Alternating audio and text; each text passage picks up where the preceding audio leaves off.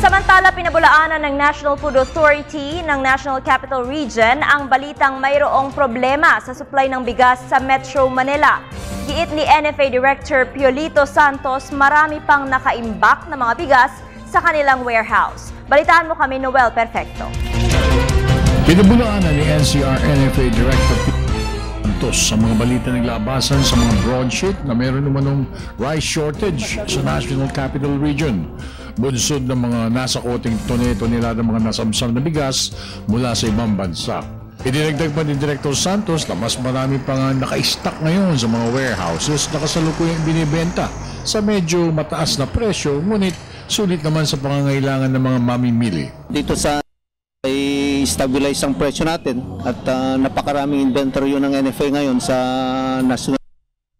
Actually, may nag-unload tayong dalawang barko. That's equivalent to 500,000 bags. As of the present, meron tayong 1.6 million bags of rice in NCR at ito ay aabot ng 16 days.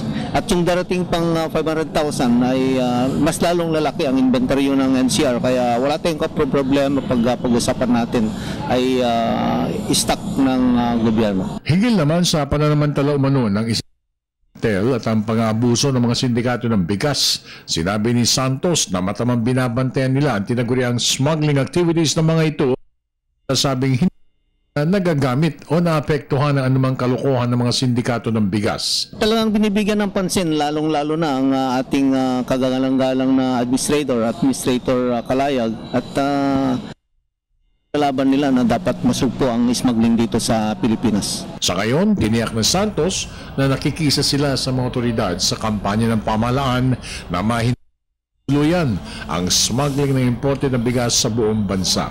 Para sa Telebisyon ng Bayan.